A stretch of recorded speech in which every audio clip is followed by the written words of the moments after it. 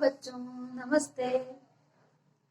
आज सुश्री क्लासेस के इस वीडियो में हम क्लास 11th के बिजनेस स्टडीज का 11th चैप्टर अंतरराष्ट्रीय व्यापार या इंटरनेशनल ट्रेड, इसका हम अगला टॉपिक देखेंगे।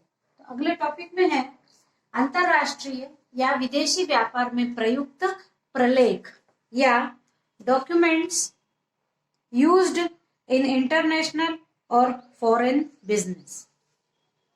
इसमें सबसे पहला यानी आज हमको इस वीडियो में ये समझना है कि यदि दूसरे देशों से व्यापार किया जाए, चाहे वो आयात व्यापार हो और चाहे निर्यात व्यापार हो, इस व्यापार को करते समय मुख्य रूप से कौन कौन से प्रलेख या डॉक्यूमेंट्स होना आवश्यक है और वो डॉक्यूमेंट्स क्या क्या हैं, उनके बारे में हम यहाँ पर समझेंगे। तो पहला है आदेश पत्र। यानी आदेश पत्र यानी जब कोई आयातक माल का आयात करने के लिए सीधे माल के उत्पादक देश को आदेश भेजता है तो उसे आदेश पत्र कहते हैं। ये आदेश पत्र लिखित हो या मौखिक दोनों प्रकार का हो सकता है। इसमें प्रतिनिधि की कोई भी भूमिका नहीं होती। यानी एक देश जिस देश से माल मंगवाना चाहता है उस देश को जो ऑर्डर देता है, लिखित में आदेश देता है या मौखिक भी दे सकता है, तो ऐसा आदेश आदेश पत्र कहलाता है। दूसरा है इंडेंट। इंडेंट ये विदेशी व्यापार का सबसे महत्वपूर्ण प्रलेख है। इसे मांग पत्र अथवा क्रयादेश भी कहते हैं। इसके आधार पर ही आयात व्यापार संभव हो पाता है। इंडेंट को क्रेता तैयार करता है और माल क्रय करने के लिए निर्याता देश के प्रतिनिधि को भेजता है। इंडेंट हमेशा लिखित ही होता है और इंडेंट में माल के समय संबंधित समस्त जानकारियां जैसे माल की किस्म, मात्रा, पैकिंग, बीमा, माल भेजने की विधि, भुगतान की विधि या तरीका, इनके बारे में क्रम से सारी बातें लिखी हुई होती है। ये इंडेंट जो है ये दो प्रकार का हो सकता है, खुला इंडेंट और दूसरा प्रकार है बंद इंडेंट। तो खुला इंडेंट यानी इसमें निर्यात प्रतिनिधि को विवेक और निर्णय लेने के लिए स्वतंत्र कर दिया जाता है कि वो अपने विवेक से निर्णय ले सके माल को भेजने का। और बंद इंडेंट में इसमें निर्यात प्रतिनिधि को आयातकर्ता के निर्देशानुसार कार्य करना पड़ता है। अब हम अगला टॉपिक देखते हैं, इंडेंट की विशेषताएं या लक्षण। तो पहली विशेषता है कि इंडेंट सदैव लिखित होता है। दूसरी विशेषता है कि इसका प्रयोग विदेशी व्यापार में किया जाता है। हमारे देश के ही देश में व्यापार हो रहा है तो उसके लिए इंडेंट की आवश्यकता नहीं होती। इसे निर्यात प्रतिनिधि को भेजा जाता है, जो निर्यात प्रतिनिधि है उसको भेजा जाता है। फिर है माल से संबंधित संपूर्ण विवरण इंडेंट पर लिखा रहता है। ये अभी हमने देखा है क्या क्या लिखा रहता है, माल की किस्म, मात्रा, पैकिंग, बीमा, माल भेजने की विधि, भुगतान की विधि, ये सब लिखा होता है इंडेंट पर। फिर है कि इसके आधार पर निर्यात प्रतिनिधि माल का संग्रह करके आयातक को भेजता है। इसी के आधार पर आयातक को माल भेजा जाता है। और आखिरी विशेषता है यह प्रायः अंग्रेजी भाषा में लिखा होता है।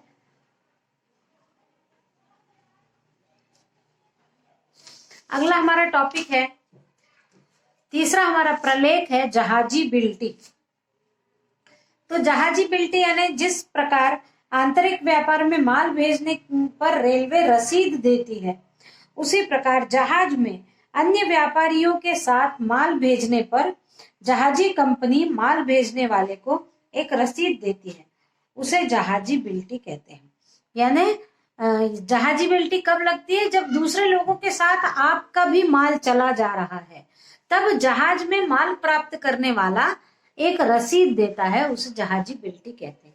ये जहाजी बिल्टी भी दो प्रकार की होती है, निर्दोष बिल्टी और दूषित बिल्टी। निर्दोष बिल्टी यानी जब भेजे जाने वाले माल का पैकिंग अच्छा और दोष रहित है, तब वह जहाजी कंपनी निर्दोष बिल्टी जारी करती है। यानी भेजने वाले ने ही उस सामान का इतना अच्छा पैकिंग किया है कि किसी भी प्रकार से सामान डैमेज नहीं होगा, तो ऐसी पैकिंग के लिए जहाजीबिलिटी में निर्दोष जहाजीबिलिटी बोला जाएगा। और दूषित जहाजीबिलिटी यानी जब भेजने वाले माल का पैकिंग संतोषजनक अवस्था में नहीं करते हैं तो ऐसी जहाजीबिलिटी को निर्दोष जहाजीबिलिटी कहा जाता है। अब हमारा अगला टॉपिक है जहाजीबिलिटी के कार्य या विशेषताएं। तो पहला है, यह जहाज पर लाए गए माल की रसीद की स्वीकृति पत्र होता है। दूसरा है, यह माल को पहुंचाने और किराया देने का कॉन्ट्रैक्ट होता है। तीसरा है, यह माल के अधिकार पत्र या अथॉरिटी लेटर का कार्य करता है। फिर चौथा है, इसमें जमानत पर रखकर इससे ऋण प्राप्त भी किया जा सकता है। अगला है, इसमें अन्य व्यक्ति को हस्तांतरित किया जा सका है, इसे अन्य व्यक्ति को भी हस्तांतरित किया जा सकता है। और अंतिम है, यह वाहक तथा आदेशित दोनों हो सकते हैं। अब हमारा अगला प्रलेख है चौथा, जहाजी कप्तान की रसीद। तो माल जहाज में लादने के पश्चात जहाज के कप्तान के द्वारा माल प्राप्ति की एक रसीद दी जाती है, उसको जहाजी कप्तान की रसीद कहते हैं। इस रसीद पर जहाज के कप्तान के हस्ताक्षर भी होते हैं। ये भी दो प्रकार की होती है, स्वच्छ रसीद और दोषपूर्ण रसीद। स्वच्छ रसीद यानी माल का पैकिंग दोष रहित होने पर स्वच्छ रसीद दी जाती है, और यदि माल का पैकिंग दोषपूर्ण है, अच्छा नहीं है, तो दोषपूर्ण रसीद दी जाती है। फिर जहाजी कप्तान की रसीद की विशेषताएं। पहला है, इसे जहाज के कप्तान निर्यातक को प्रदान करता है।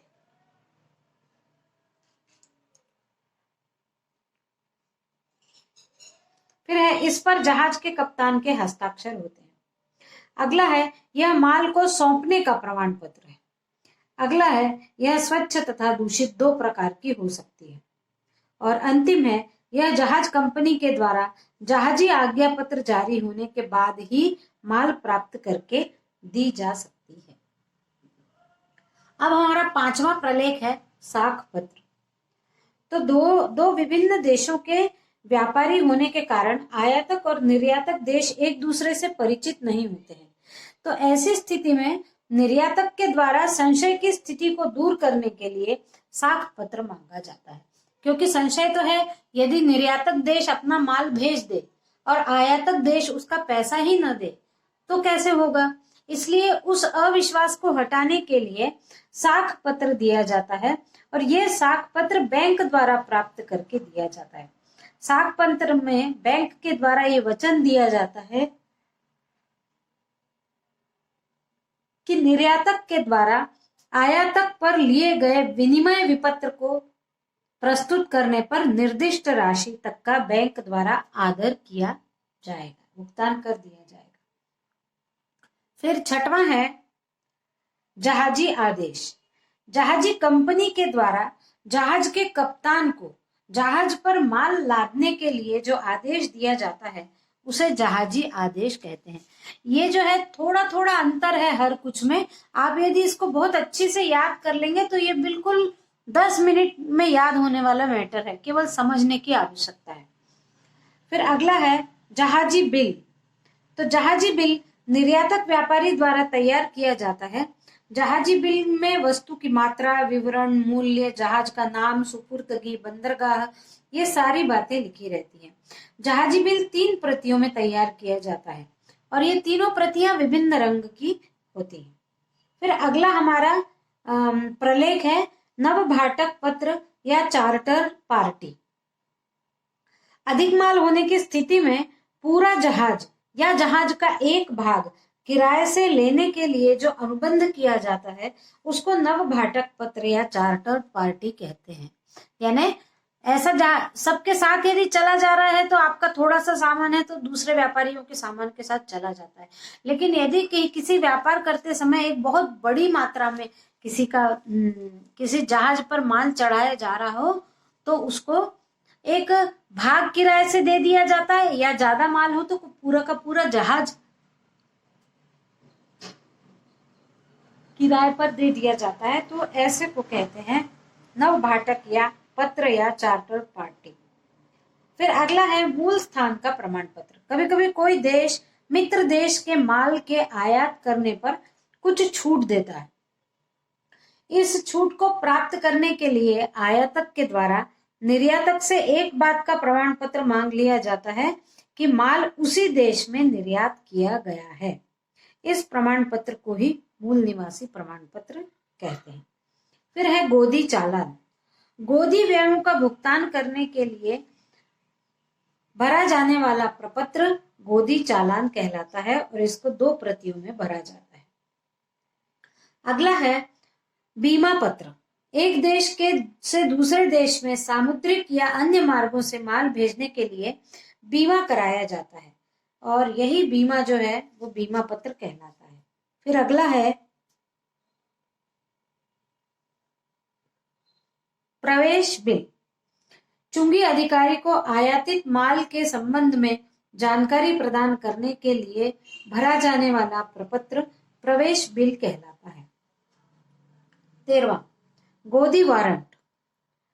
माल सुरक्षित रखने के लिए बंदरगाहों पर भी गोदाम बने होते हैं और इन गोदामों में माल रख कर जो रसीद दी जाती है उसे गोदी वारंट कहते हैं। फिर अगला है बंधक पत्र। जब निर्यातक भुगतान के लिए ज्यादा इंतजार नहीं कर सकता तो वह बैंक को एक अधिकार पत्र देता है जिसमें बैंक को यह अधिकार दिया जाता है कि विपत्र का भुगतान न होने पर माल अन्य किसी व्यापारी को विक्रय कर दिया जाएगा। इसी अधिकार पत्र को बंधक पत्र कहते हैं। फिर अगला है वाणिज्य दूतावास का बीजक। प्रत्येक देश अपने देश के हितों की रक्षा के लिए वाणिज्य दूतों को नियुक्त करते हैं और वाणिज्य दूतों के द्वारा हस्ताक्षर किया गया बीजक वाणिज्य दूतावास का बीजक कहलाता है। फिर है अगला प्रतिबंधित गोदाम। शासन द्वारा कुछ गोदाम बनाए जाते हैं, उनको प्रतिबंधित या प्रामाणिक गोदाम कहते हैं। ये बंदरगाह पर ही बने होते हैं। जिस माल पर आयात कर बाकी हो या जिस माल को पुनः निर्यात करना हो उसे वहां रखा जाता है। फिर अगला है दर्शन पत्र या बिल ऑफ साइट। जब माल बंदरगाह पर पहुंच जाता है परंतु निकासी एजेंट के पास जहाजी बिल एवं माल का बीजक इस प्रकार के कोई भी लिखित प्रपत्र नहीं होते हैं और माल को बंदरगाह से छुड़ाना होता है तो ऐसी स्थिति में निकासी एजेंट दर्शन पत्र तैयार कर आयात कर चुका देता है। यह एजेंट माल के संबंध में अपनी जानकारी के आधार पर तैयार करता है। और अंतिम प्रपत्र है बीजक। माल के निर्यातक के द्वारा माल के आयातक को माल के संबंध में संपूर्ण जानकारी का प्रपत्र बीजक कहलाता है। इस वीडियो में बस इतना ही। Thank you.